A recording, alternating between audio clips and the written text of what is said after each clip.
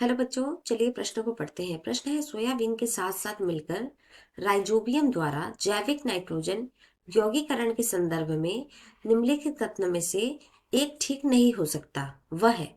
तो बच्चों, आपको यहाँ पे कुछ कथन दिए गए हैं जिसमें से कि एक कथन सही नहीं है, आपको उसे पहचानना है। तो आप देख सकते हैं कि यहाँ पे 4 कथन दिए हैं, जिसमें से पहला कथन है, नाइट्रोजिनेज को अपना कार्य संपन्न करने के लिए ऑक्सीजन की आवश्यकता हो सकती है। वहीं दूसरा कथन है, नाइट्रोजिनेज एक मॉलिबेडेनम और आयरन प्रोटीन है जिसे एमओ और एफई कहा गया है। तीसरा है बच्चों सी, लेक हीमोग्लोबिन एक गुलाबी रंग का वर्णक है। और वही डी है बच्चों, नाइट्रोजिनेज नाइट्रोजन गैस को अमोनिया के 2 अणुओं में बदलने में सहायता करता है। आइए बच्चों, इस प्रश्न के मुख्य अवधारणा की ओर बढ़ते हैं। मुख्य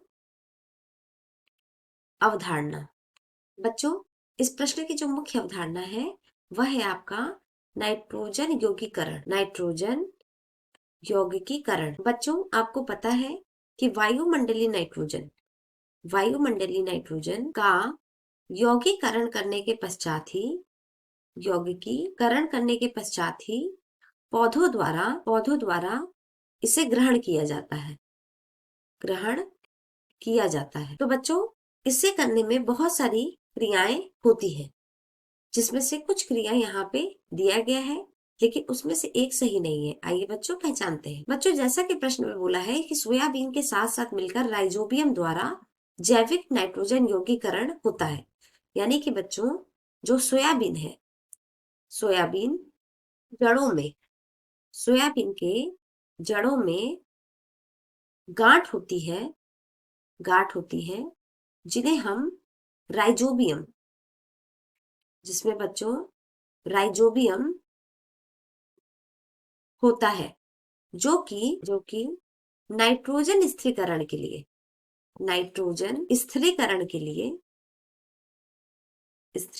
लिए अर्थात बच्चों वायुमंडलीय नाइट्रोजन को यौगिक में बदलने के लिए, स्थिरीकरण के लिए स्थल का कार्य करती है। तो बच्चों, बहुत सारी क्रियाएं होती हैं। बच्चों, इन क्रियाओं में सभी आवश्यक जैव रासायनिक यौगिक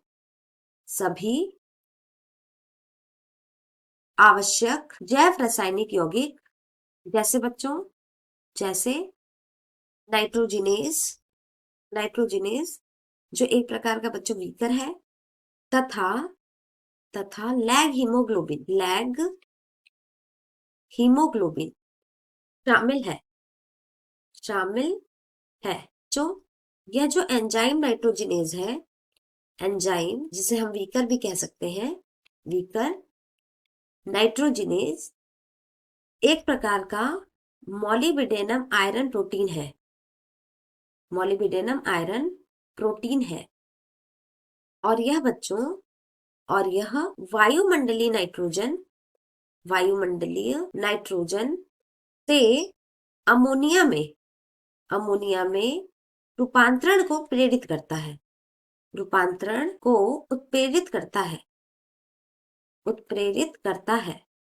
लेकिन बच्चों, यह जो एंजाइम है जिसे हम नाइट्रोजिनेज कह रहे हैं, यह ऑक्सीजन के प्रति बेहद संवेदनशील है। और बच्चों, इसी ऑक्सीजन से नाइट्रोजिनेज को बचाने के लिए नोड्यूल में जिसे बच्चों जड़ों की गांठें कह रहे हैं, नोड्यूल में ऑक्सीजन अपमार्जक होता है। इसे ही बच्चों लेग हीमोग्लोबिन कहते हैं। यही अपमार्जक बच्चों कहलाता है लेग हीमोग्लोबिन, जिससे बच्चों ऑक्सीजन से नाइट्रोजिनोस को बचाया जा सके। और बच्चों, यह जो लेग हीमोग्लोबिन गुलाबी रंग का वर्णक है। तो बच्चों, आइए देख लेते हैं कि कौन सा कथन सही नहीं है। तो आप देख रहे हैं बच्चों कि पहला कथन है, नाइट्रोजिनेज को अपना कार्य संपन्न करने के लिए ऑक्सीजन की आवश्यकता होती है। तो बच्चों, आप देख रहे हैं कि मैंने यहाँ बताया है कि ऑक्सीजन के प्रति यह नाइट्रोजिनेस, यानी कि यह एंजाइम जिसे हम नाइट्रोजिनेस कह रहे हैं, यह ऑक्सीजन के प्रति बेहद ही संवेदनशील है। अर्थात इसे कार्य को संपन्न करने के लिए ऑक्सीजन की आवश्यकता नहीं होती है, क्योंकि यह तो ऑक्सीजन के प्रति संवेदनशील है। यानी यह कथन क्या हो गया बच्चों? गलत। दूसरा, नाइट्रोजिनेस एक मॉलिब्डेनम आयरन प्रोटीन है। तो हाँ बच्चों, यह नाइट्रोजिनेस एक प्रकार का मॉलिब्डेनम आयरन प्रोटीन है। यह कथन सही है। दूसरा बच्चों, लेग हीमोग्लोबिन एक गुलाबी रंग का वर्णक है। तो हाँ बच्चों, लेग हीमोग्लोबिन एक गुलाबी रंग का वर्णक है, जो कि आपके सोयाबीन के जड़ों की गांठों में, यानी जिन्हें हम नोड्यूल भी कह रहे हैं, वहां पे यह पाया जाता है और एक प्रकार का ऑक्सीजन का अपमार्जक है। यानी कि यह कथन भी क्या हो गया बच्चों? सही। चौथा कथन है, नाइट्रोजिनेज नाइट्रोजन के गैस को अमोनिया के 2 अणुओं में बदलने की सहायता करता है। तो हाँ बच्चों, आप देख सकते हैं कि यह नाइट्रोजिनेज वायुमंडलीय नाइट्रोजन को अमोनिया में रूपांतरित करने को प्रेरित करता है। तो यानी बच्चों, यह कथन भी क्या है? सही है।